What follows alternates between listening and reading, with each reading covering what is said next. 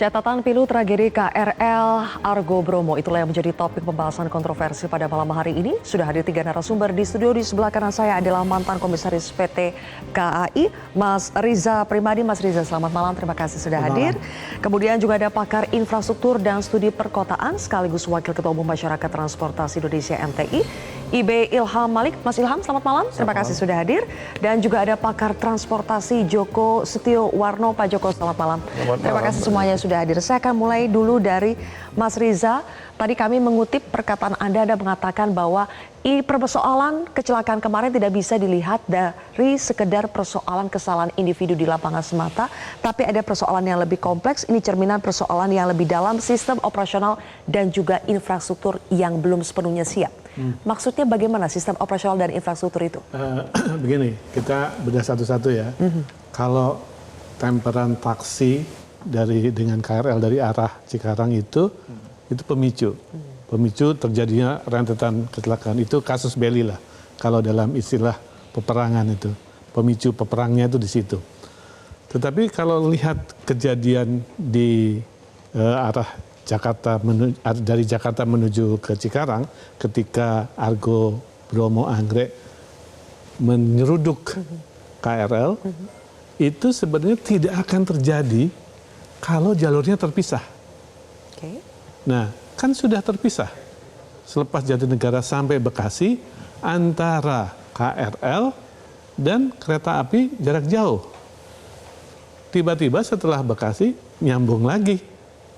Nah, itu kan secara operasional nggak benar. Dengan kepadatan yang begitu tinggi di jarak itu, di line itu. Line Jakarta-Bekasi, Jakarta-Cikarang. Itu banyak sekali. Dan saya tidak tahu berapa banyak pada jam-jam itu kereta api yang melintas. Sebaiknya memang sudah ada pemisahan jalur melalui apa yang disebut dengan double track atau rel dwiganda. Itu sistemnya. Ya, jadi kalau itu ada terjadi, sudah ada, nggak bakal Argo Bromo Anggrek, sekarang K Anggrek ya, yang akan terjadi tabrakan dengan KRL karena beda jalur. Itu menurut saya. Oke. Ya. Jadi ada pemicu, kemudian juga ada persoalan jalur yang masih digabung ya. Betul. Oke, antara KRL yang dalam kota dengan Argo Bromo, KA Anggrek sekarang yang merupakan kereta api untuk jarak jauh, kereta api jarak jauh. Bagaimana dengan Mas Ilham?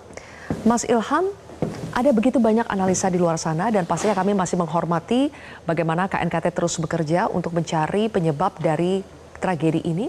Tapi kalau berdasarkan apa yang Mas Ilham amati, bagaimana kita harus memetakan duduk persoalan ini? Mulai dari mana dan ke arah mana? Kita harus cek ya secara detail.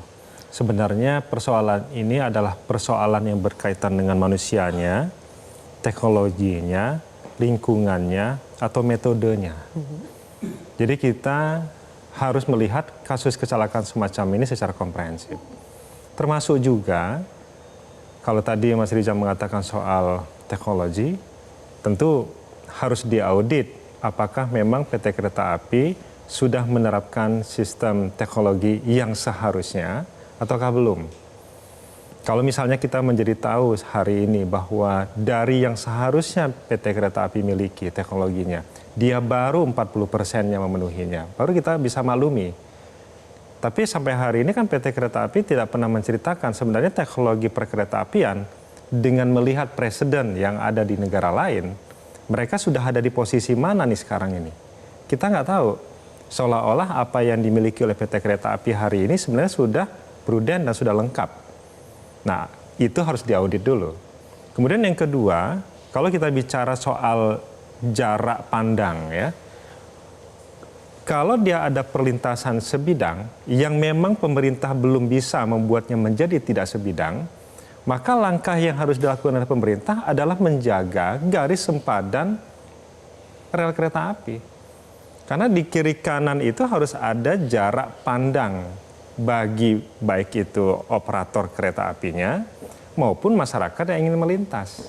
Nah, apakah hal semacam itu juga menjadi concern pemerintah daerah yang mengelola ruas jalan itu? atau concern PT Kereta Api bersama dengan Dirjen Perkeretaapian terkait dengan isu itu. Ada nggak selama 3-4 tahun ini langkah-langkah mereka untuk mengatasi persoalan itu? Kemudian yang ketiga adalah sejauh mana pemerintah melaksanakan arahan atau perintah dari undang-undang. Undang-Undang 23 tahun 2007 tentang perkeretaapian sudah menegaskan bahwa harus dibuat perlintasan tidak sebidang setiap ada crossing antara rel kereta api dengan jalan. Siapa yang melakukannya tentu bergantung pada siapa yang punya wewenang terhadap jalan itu. Apakah kalau dia jalan nasional berarti Kementerian PU, kalau dia jalan jalan provinsi maka itu adalah tugas dari pemerintah provinsi. Kalau itu ada jalan kota atau kabupaten, maka itu urusan dari pemerintah daerah. Dicek dulu, siapa yang punya kewenangan itu. Selama belasan tahun ini, atau sejak tahun 2007 sampai hari ini 2026, tidak dibangunkan perlintasan sebidang itu karena apa? Apakah karena memang tidak pernah diajukan untuk dibangun perlintasan sebidang, atau memang sudah diajukan tapi belum ada penganggarannya? Tidak ditanggapi penganggarannya. Oleh siapa dia tidak ditanggapi? Apakah karena memang dia tidak dapat alokasi atau memang karena tidak ada anggaran beneran sehingga kemudian perlintasan sebidang itu tidak dibangun. Nah, jadi kita perlu melihat persoalan ini dirunut satu persatu, bukan untuk menyalahkan orangnya, tetapi kita perlu melihat sebenarnya kita punya sisi kelemahan di bagian yang mana, baru kemudian kita masuk untuk memperbaikinya. Jadi kalau misalnya hari ini ada yang mengusulkan kepada pemerintah dalam hal ini Presiden untuk membangun perlintasan atau menutup semua perlintasan sebidang, baik itu dengan membangun flyover atau underpass atau memasang palang, itu gagasan yang bagus, tetapi apakah dia berbasiskan pada demand di masing-masing titik itu? Jangan-jangan hari ini di semua perlintasan kereta api, ya mungkin dulu ada ya, sudah ada kajiannya, tapi apakah update dengan isu yang ada sekarang ini? Karena daerah-daerah yang dulu mungkin belum berkembang, hari ini sudah berkembang menjadi kawasan yang padat.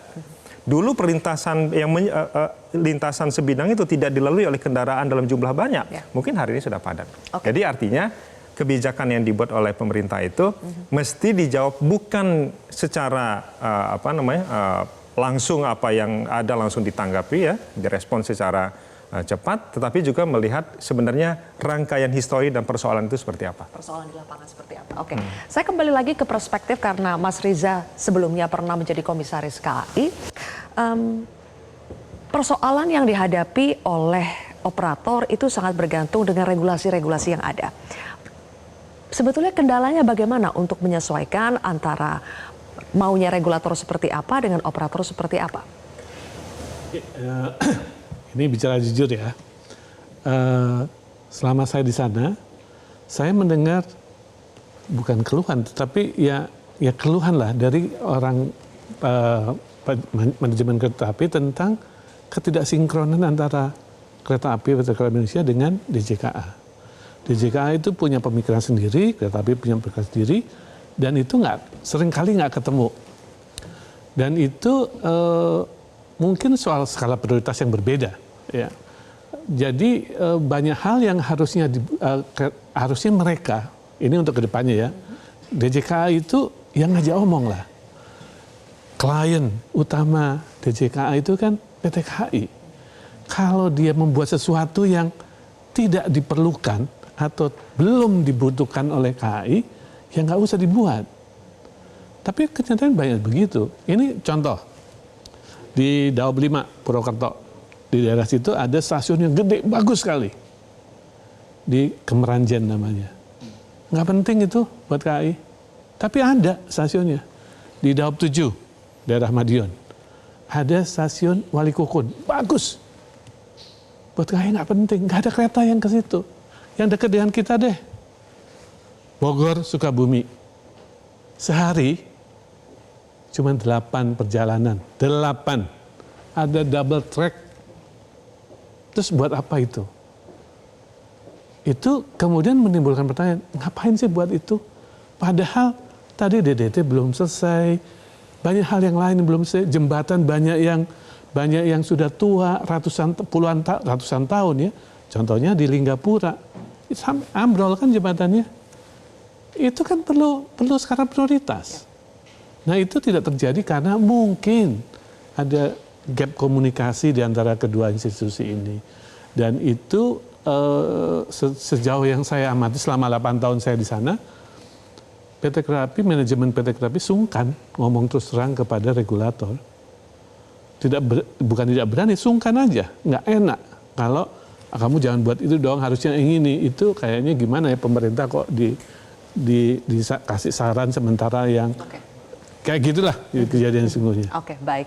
Saya ingin mendalami lebih jauh soal perlintasan sebidang ya. Ketika akhirnya terungkap banyak sekali JPL, jalur perlintasan langsung kita, baik yang resmi maupun tidak resmi, ada banyak gangguan di sana. Nah, apakah dari situ kita harus mulai membenahi ini apabila kita ingin tragedi seperti ini tidak berulang kembali? Pak Joko, saya akan bertanya kepada Anda usai jeda, tapi kita akan kembali pemirsa sesaat lagi.